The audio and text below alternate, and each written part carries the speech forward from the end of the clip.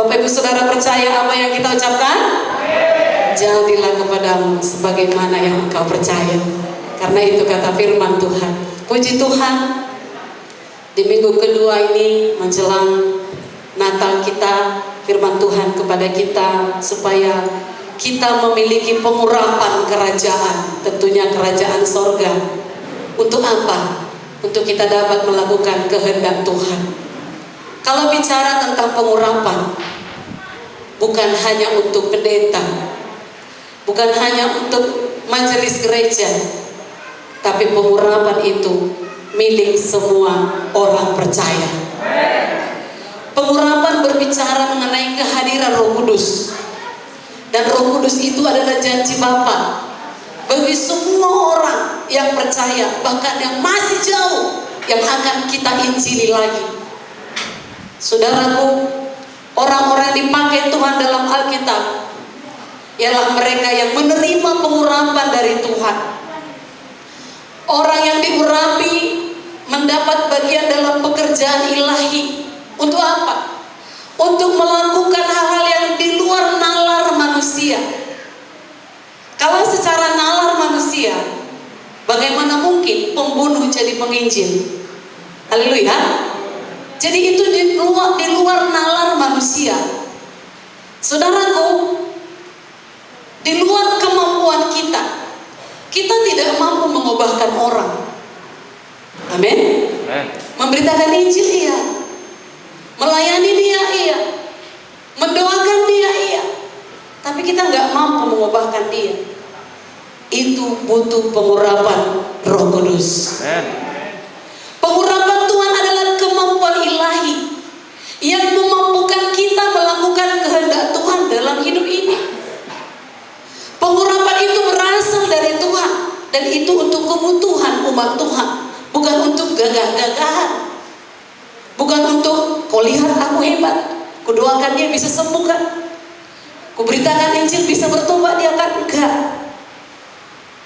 Dan hanya Tuhanlah yang bisa dan sanggup memberikan kemampuan itu. Pengurapan itulah yang membuat kita berhasil dalam menjalani panggilan kita di dunia ini. Semua kita sudah dipanggil dan dipilih Tuhan, amin. Nah, dari judulnya tadi, miliki pengurapan untuk apa? Melakukan kehendak Tuhan. Kehendak Tuhan itu apa? Kehendak Tuhan itu kata aslinya dari Yunani sana, telema. Dan sudah pernah disampaikan, apa itu? Yaitu isi hati Tuhan. Saudaraku, kehendak Tuhan atau pilihan Tuhan atau isi hati Tuhan pada masa-masa ini adalah amanat agungnya diselesaikan. Kalau kita pernah dengar, detak jantung Tuhan Yesus adalah jiwa-jiwa bertobat, jiwa-jiwa berbalik dari kejahatan, jiwa-jiwa diselamatkan. Haleluya. Jangan bosan dengar ini, karena itu isi hati Tuhan. Saudaraku, Tuhan Yesus mengingatkan kita mengenai persyaratan untuk masuk surga, yaitu dalam Matius 7 ayat 21. Bukan setiap orang yang berseru kepadaku Tuhan, Tuhan akan diselamatkan, melainkan dia yang melakukan kehendak Bapa di sorga.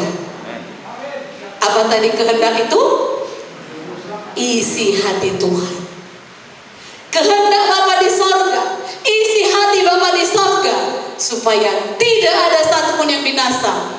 Itulah yang akan kita rayakan di Natal ini. Jadi Natal sebenarnya bukan soal dekorasi. Ini hanya sekedar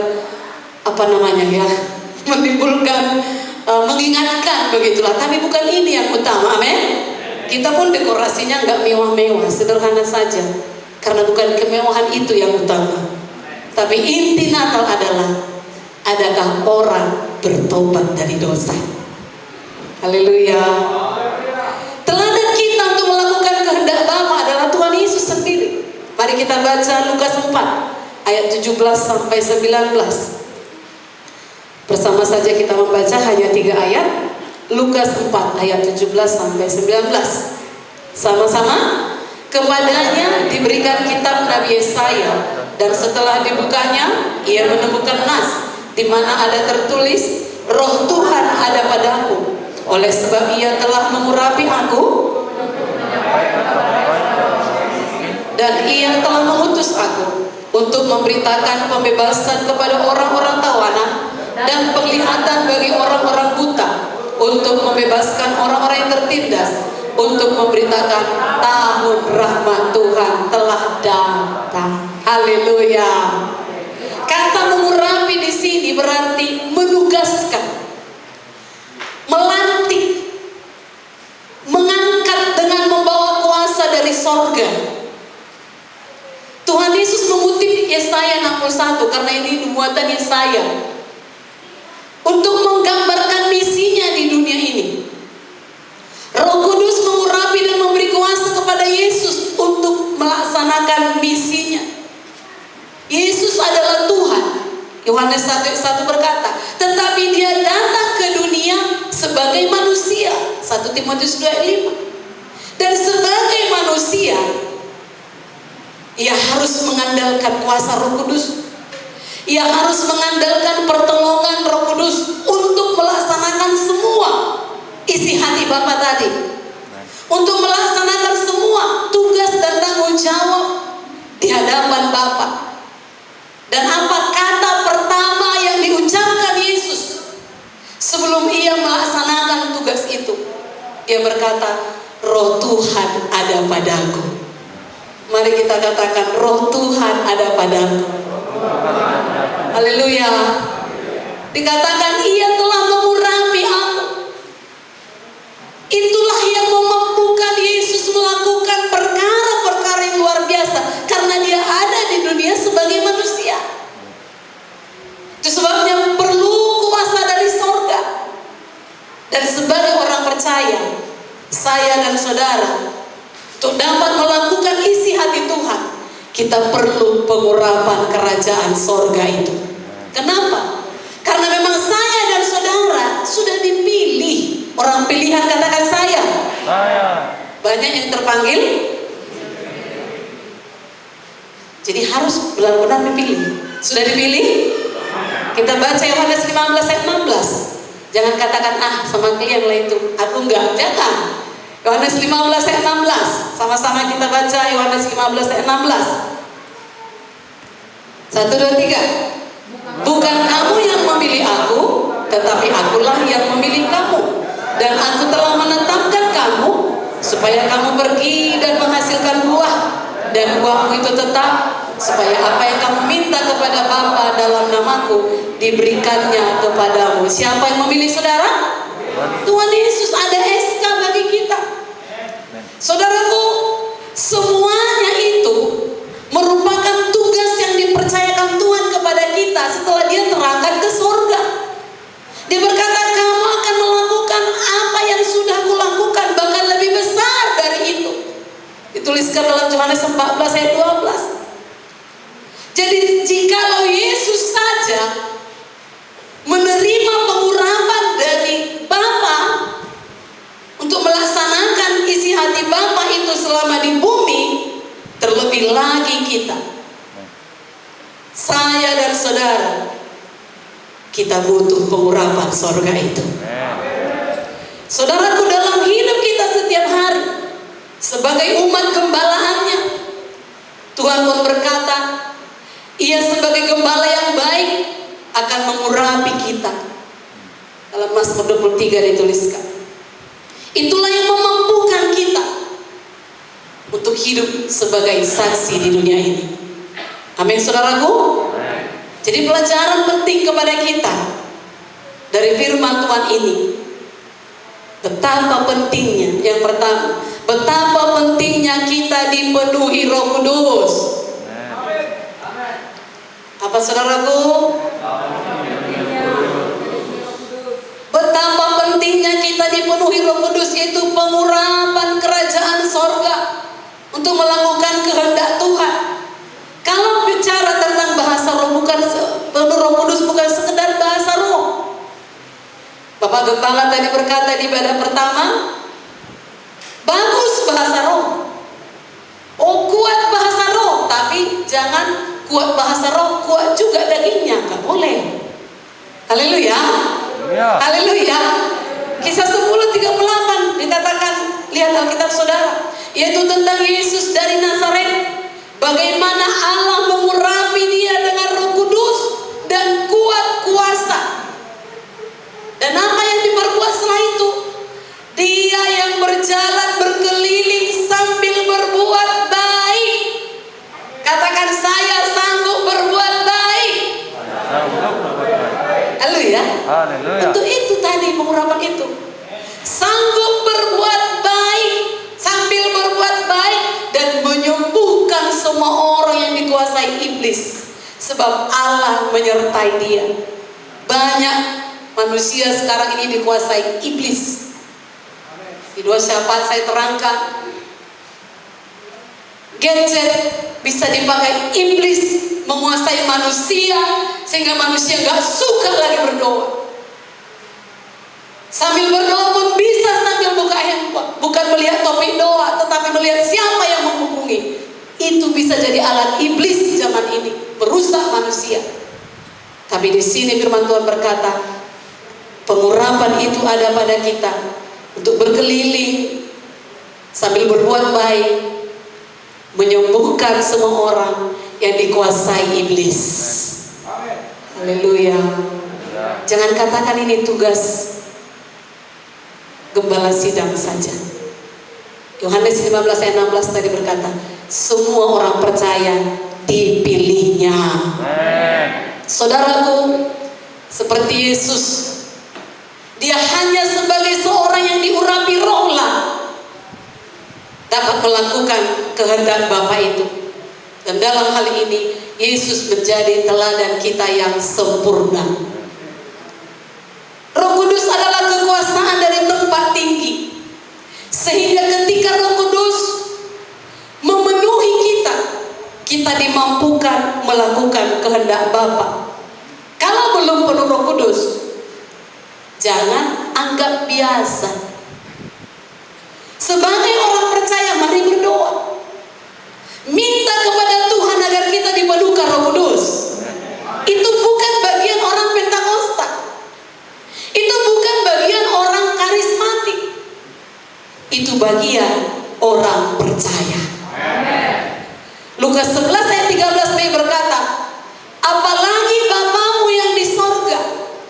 Kalimat sebelumnya dikatakan, kalau kau Bapa di dunia ini pun anakmu minta ikan, gak mungkin kau kasih kalajengking. Apalagi Bapamu yang di sorga, ia akan memberikan Roh Kudus kepada mereka yang meminta kepadanya. Jadi jangan anggap biasa kalau nggak penuh Roh Kudus. Haleluya. Ada seorang peserta pemuritan yang baru-baru ini dibaptis.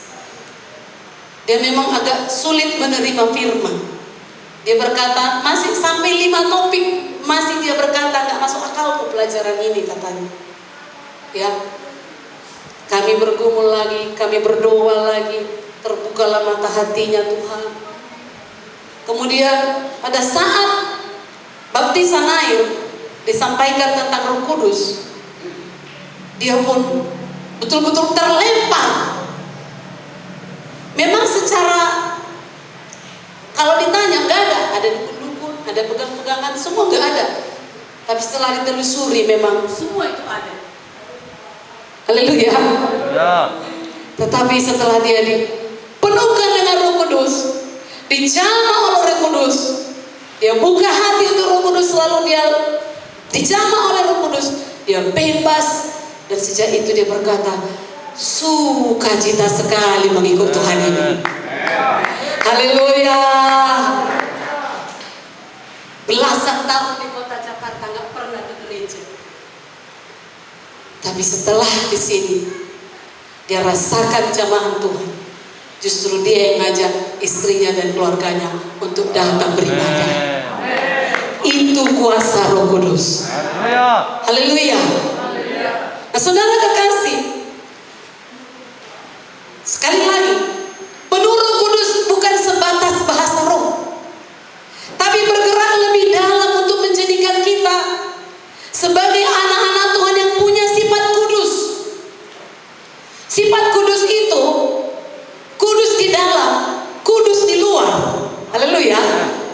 bukan lain di dalam, lain di luar. Amin, saudaraku.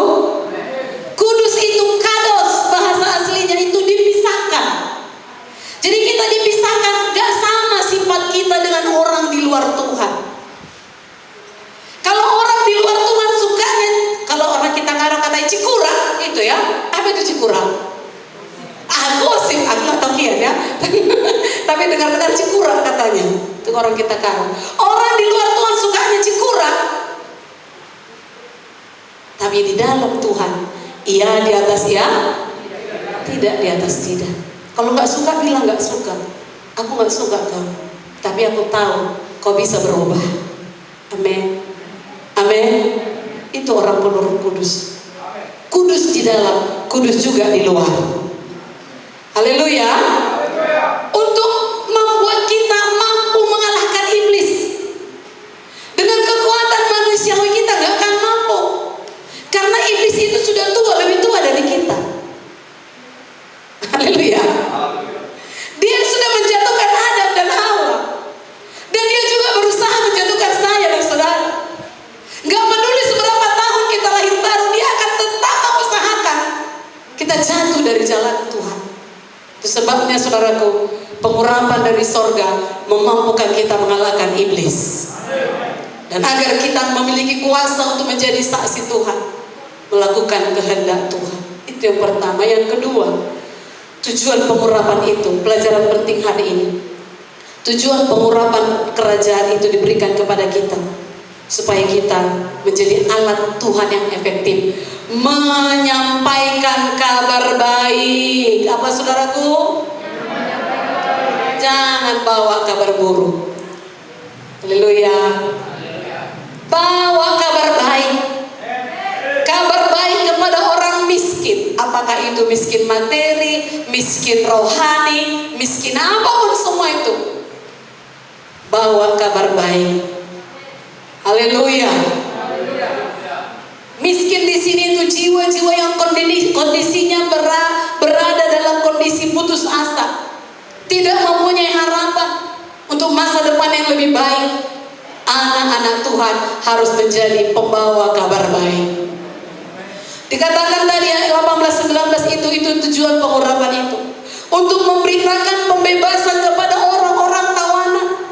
Ada banyak manusia zaman ini ditawan oleh iblis, ditawan oleh dosa, ditawan oleh ketakutan. Takut lagi varian baru Omikron, apa namanya. Ditawan oleh ketakutan, kekhawatiran. Bawa pembebasan kepada mereka. Haleluya. Untuk mencelitkan mata rohani mereka. Ilah zaman ini membutakan mata rohani manusia, sehingga tidak mengerti maksud Tuhan, tidak melihat kebenaran firman. Kita perlu sadar, ada banyak orang-orang yang dari agama sepupu mendalami Alkitab kita tanpa diberitakan, tapi karena dibaca Alkitab ini, digali, dilihat bahasa aslinya, dia sendiri bertobat. Jangan sampai saya dan saudara ketinggalan. Baca Alkitab saudara tiap hari, renungkan. Haleluya. Kenapa perlu itu? Karena ini poin keduanya, pedang bermata dua. Amin saudaraku. Kita baca Ibrani 4 ayat 12. Ibrani 4 ayat 12. Cuaca mendung di luar, tapi hati kita harus tetap semangat. Ibrani 4, 12, 1, 2, 3. Sebab firman Allah hidup dan kuat dan lebih tajam daripada pedang bermata dua manapun.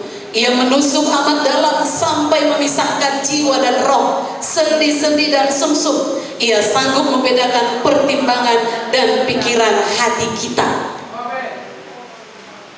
Haleluya. Zaman dulu nggak ada bom, nggak ada nuklir, ya, yang ada pedang dan juga apa namanya itu panah. Ya, ini sebentar ayatnya kita lihat. Itu sebabnya firman Tuhan ini diumpamakan pedang bermata dua. Kalau kita mungkin masih berdosa, tapi kita sudah tahu kebenaran.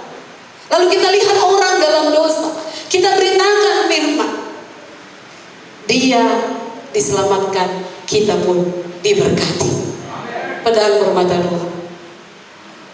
Kita sakit, lalu kita datangi orang sakit, dia sembuh, kita pun sembuh. Jangan malah terpuruk, amin. Nanti gak didengar kesaksianku, aku pun begini, gimana pula mau melayani orang. Ini pedang bermata dua, amin. Bawa kabar baik, bebaskan mereka yang tertindas. Orang yang tertindas itu orang yang mengalami ketidakadilan di dunia ini. Kerja dari pagi sampai malam, tapi gaji 30.000, itu tertindas, saudara. Haleluya. Kerja dari pagi sampai malam tetap miskin, itu tertindas, saudaraku. Tapi ada kabar baik, amin, saudaraku, membebaskan orang yang tertindas. Kerja dari pagi sampai malam, malah misalnya saudaraku pimpinannya memecat dia, itu tertindas. Kemudian untuk memberitakan tahun rahmat Tuhan telah datang, biarlah kita menjadi pewarta tahun rahmat Tuhan telah datang. Di bulan Natal ini, usahakan mulut kita ini membawa kabar baik sehingga ada orang yang diselamatkan. Yesaya 49 ayat 2, kita baca bersama ayat ini. Yesaya 49 ayat 2. Ada hubungannya dengan Ibrani 4 ayat 12. Bersama 1, 2, 3. Ia telah membuat mulutku sebagai pedang yang tajam dan membuat aku berlindung dalam naungan tangannya. Ia telah membuat aku menjadi anak panah yang runcing dan menyembunyikan aku dalam tabung panahnya. Nah, tadi Ibrani 4 ayat 12, pedang bermata dua. Pedang bermata dua itu senjata yang dipakai oleh bangsa Romawi zaman dulu. Saya katakan tadi belum ada bom, belum ada nuklir. Saudaraku, itu memiliki dua sisi yang tajam, ujungnya runcing. Dengan senjata itulah bangsa Romawi mampu menaklukkan dunia. Jadi pedang dan panah merupakan alat perang yang sangat penting saat itu. Sekarang firman Tuhan, alat perang kita yang sangat penting. Haleluya. Saudaraku, dalam peperangan zaman dulu, saya ulang supaya kita mengerti, pedang yang tajam merupakan alat perang yang ampuh menghadapi lawan. Pada zaman ini Tuhan rindu saya dan saudara yang sudah dipilih, kita menjadi pedang yang tajam, siap dipakai masuk dalam medan peperangan. Karena di dunia ini adalah medan peperangan kita. Saudara, firman Tuhan lebih tajam dari pedang manapun, kata Ibrani tadi. Firman Tuhan itu dahsyat, hidup, kuat, tajam. Dikatakan tadi sanggup memisahkan dan membedakan pertimbangan dan pikiran hati. Sangat berguna, memberikan kehidupan, menyegarkan jiwa, memberikan kekuatan baru kepada yang letih lesu, kepada yang lemah, kepada yang berbeban berat, kepada yang putus asa. Beritakanlah kabar baik ini. Haleluya. Firman Tuhan sangat tajam untuk memisahkan, untuk memotong sesuatu yang najis dengan yang kudus. Jadi orang anak Tuhan yang baca firman, yang merenungkannya, sanggup membedakan mana najis, mana kudus. Haleluya. Sanggup membedakan mana benar, mana salah. Haleluya. Kita yang belajar pada firman tidak dapat menyembunyikan apapun di hadapan Tuhan.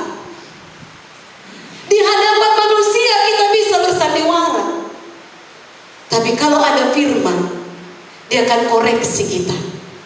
Amin. Keputusanmu itu salah, anakku, katanya. Cakapmu itu tadi salah, anakku.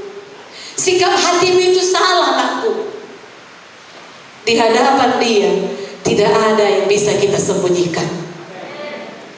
Sebagai orang percaya kita harus bangga karena memiliki senjata yang lebih dahsyat dari senjata manapun, termasuk pedang bermata dua di dunia ini. Setiap kali kita membaca Alkitab, setiap kali kita membaca firman Tuhan, setiap kali kita mendengar firman seperti ini, sebenarnya kita sedang mengizinkan firman itu membelah hingga ke dalam hati kita, membongkar segala yang tidak berkenan, membongkar segala dosa dalam hati kita, supaya kita berbalik dan bertobat. Haleluya. Kita harus membaca firman Tuhan setiap hari. Seperti saya katakan tadi, jangan sampai kalah dengan orang-orang yang baru mengenal Yesus, yang baru mengenal Alkitab.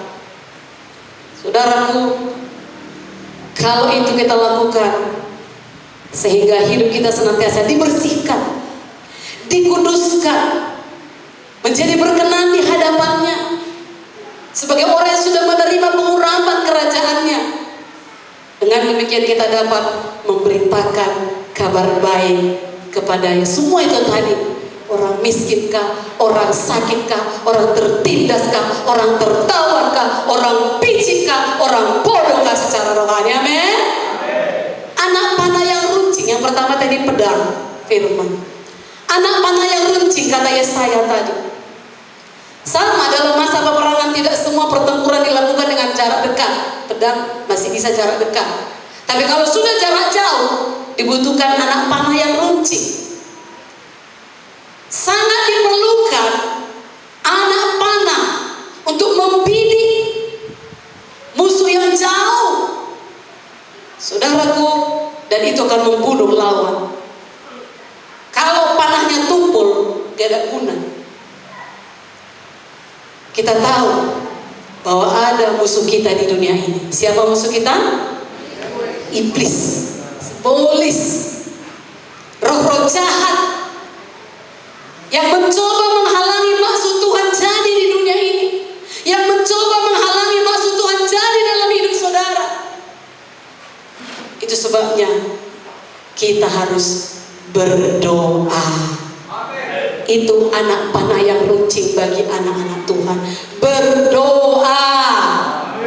Doa bagaikan panah yang runcing yang membidik musuh. Musuh kita itu roh-roh jahat. Kalau keluargamu dirusak iblis, arahkan panah runcingmu, arahkan doamu, selamatkan keluargamu Tuhan, lindungi keluargamu Tuhan. Ini masa-masa menegangkan Desember ini, Tuhan, bencana di mana-mana. Aku berdoa, lindungi keluargaku Tuhan. Tidak ada yang kena bencana, tidak ada yang kena gempa bumi, tidak ada yang kena longsor. Memang itu firman-Mu, bencana akan terjadi, tapi lindungi keluargaku ya Tuhan. Itu anak panah runcing. Amin. Doakan keluargamu dimanapun berada. Istri-istri suamimu keluar dari rumah bekerja, doakan suamimu. Sebaliknya suami dimanapun saudara, doakan istri dan anak-anakmu. Itulah panah yang runcing yang membidik musuh. Kalaupun ada iblis yang mencoba merusak keluarga kita, tapi karena ada doamu kanaikan, terlindungilah keluargamu dan jadilah kehendak Tuhan. Amin. Dan ayat ini tadi bukan hanya bicara soal alat yang ampuh mengalahkan musuh, tapi juga berbicara perlindungan dan pemeliharaan. Saudara baca nanti lagi ayatnya Yesaya 49 itu. Di dalam Tuhan ada perlindungan yang sempurna bagi kita. Oleh karena itu, kita tidak perlu takut melakukan kehendak Tuhan, yaitu melaksanakan amanat agung. Melaksanakan amanat agung gak perlu saudara harus bawa Alkitab kemana-mana. Bertobat kau, bertobat kau, bertobat kau, gak perlu. Lalu keliling, sembuh kau, okelah sembuh dia, tapi ikut Tuhan gak dia? Beritakan kabar baik, ajak dia ke gereja, muridkan dia, tolong dia, kalau ada masalahnya ditolong dia. Haleluya. Itu gak cukup hanya pendeta melakukannya Bapak Ibu. Kalau hanya pendeta, gak sampai nanti Matius 28 itu.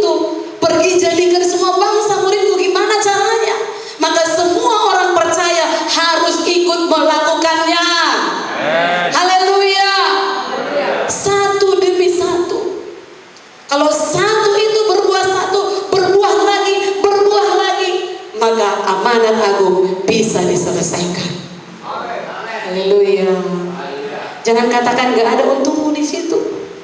Kita dipilih. Katakan, saya sudah dipilih. Saya diurapi. Haleluya. Jadi pada masa-masa Natal ini kita diingatkan, bukan soal perayaannya yang meriah, bukan soal baju baru, bukan soal makan minum pesta, tapi soal bawa kabar baik. Paling tidak kepada satu orang. Haleluya. Siapa orang terdekat kita belum kenal Yesus, keluarga kita belum kenal Yesus, tetangga kita belum, oke lah Kristennya dia, tapi hidupnya enggak beresan. Bawa kabar baik. Saudaraku, pengurapan sungguhlah sangat diperlukan untuk melaksanakan itu semua. Dengan kekuatan manusia tidak bisa. Pekerjaan kerajaan sorga tidak dapat dilakukan dengan kekuatan sendiri, karena kita ini terbatas. Hikmat kita terbatas, tapi Tuhan kita tidak terbatas. Kalau saya punya persoalan, mungkin persoalan saya lebih banyak daripada saudara. Persoalan saya bukan maksud saya bukan penyakit, bukan apa namanya ya. Kalau soal makan minum, firman Tuhan bilang makan minum cukuplah. Haleluya. Ya. Tapi persoalan saya adalah kalau ada orang, bahasa Batak kami di sana, jogal kali. Atau apa bahasa Koronnya itu, Bu Beri? Jogal kali. Gak tahu. Pak Miring. Bahasa dinasnya apa itu, Pak Arif? Jogal kali. Ya. Sudah didoakan tetap jogal. Sudah disampaikan firman tetap gak ngerti. Itu persoalan kami hamba Tuhan ini. Haleluya. Tapi waktu saya datang kepada Tuhan berdoa, meneteskan air mata, mengingat wajah-wajah yang jogal-jogal itu, hati saya mengalir lagi kasih Tuhan. Haleluya. Kalau ada keluarga saudara jogal, apapun dibilang tetap jogal, tetap juga haknya dipertahankan, kemauannya juga dipertahankan. Bawa ke gunung Tuhan. Seperti Musa, sudah pernah disampaikan, bandel kali orang Israel ini Tuhan, kata Musa. Udah gak sanggup lagi aku, kata Musa. Apa kata Tuhan? Naik ke gunung Kudus. Amin. Amin. Apapun persoalan Bapak Ibu Saudara, jangan stres, jangan sampai stroke. Haleluya. Stabilkan tensimu. Ya. Dengar kabar gak enak, dengar kabar buruk, stabilkan tensimu. Karena kalau sudah naik tensi, penyakit bisa datang. Stabilkan tensimu, naik ke gunung Tuhan, sembah Tuhan. Setiap jamnya Tuhan, di Kau ku perlukan. Setiap kali saya menyanyi itu gak bisa gak mengalir air mata. Di setiap langkah ku butuh Kau, di setiap saat ku butuh Kau. Saat Bapak Ibu jualan di pajak, butuh Yesus. Saat saudara mengendarai mobil, sepeda motor keluar kota, butuh Yesus. Saat anak-anak muda sekolah, kuliah, butuh Yesus. Saya punya anak masih SMP. Kalau orang tua tidak benar-benar memperhatikan, 24 jam bisa dia pegang handphone itu. Kalau orang tua tidak tahu menjaga anak saat ini, hancurlah dia itu. Saya curi-curi pandang, apa yang ditonton anakku ini? Oh, kulihat bolanya. Saya pikir ada yang aneh-aneh ditontonnya. Itu masih dalam penglihatan. Gimana kalau di kamar dia sendiri, Bapak Ibu?